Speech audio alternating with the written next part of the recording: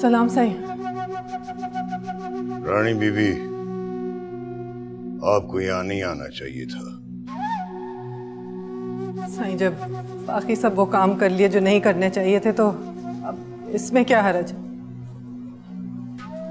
साईं, मैं आपसे सिर्फ इतना पूछने आई हूँ कि अगर खुदा ना करे आपकी बेटी के साथ ये सब कुछ हो रहा होता तो आप क्या करते?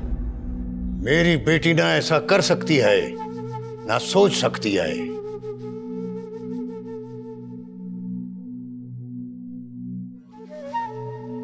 साईं, आप जानते हैं ये तो चंद दिन का शोर है, थम जाएगा। मुझे जो सजा देनी है दे लें, लेकिन सिकंदर और सिकंदर का नाम भी मेरे सामने मत लेना। साईं, वो दोनों प्यार करते हैं एक दूसरे से। प्यार में जबरदस्ती नहीं होती, और न ही ये किसी मर्जी के खिलाफ उस पर मुसल्लत किया जा सकता है। ये सब तमाशा फिरोज का क्रिएट किया हुआ है और उसको इसकी सजा मिलना शुरू भी हो गई है। आप देख लीजिएगा, कल सब अखबारों में इसकी तस्दीद भी आ जाएगी। लेकिन साईं, इसकी सजा मेरे बच्चे को तो ना दे, उसका क्या कसूर है?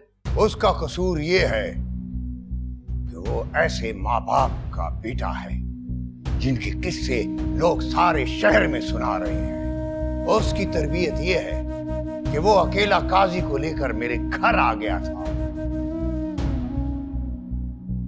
रोही को लेने के लिए।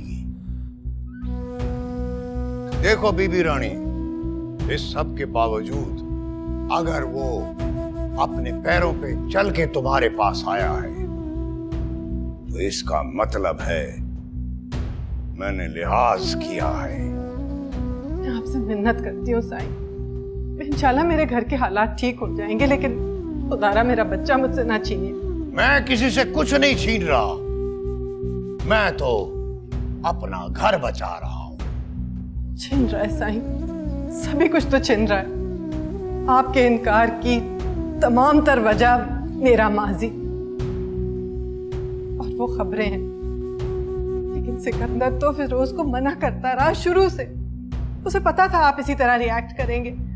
वो तो कहता रहा कि इस सब से हम सबकी बदनामी होगी, लेकिन फिरोज ने उसकी एक ना सुनी। उसने सिर्फ अपनी मर्जी की। सही, मेरा बच्चा बेकसूर है। उसने तो मुझे केस फाइल करने से भी मना किया था। उसने तो वकील के पास जाके देखो बीबी रानी, ये तुम्हारा अपना मसला है। मेरा मसला ये है कि मैं हजारों लोगों के कबीले का सरदार हूं। वो मेरे सामने बोलते नहीं आए, पर मुझे उनको मुंह देना पड़ता है।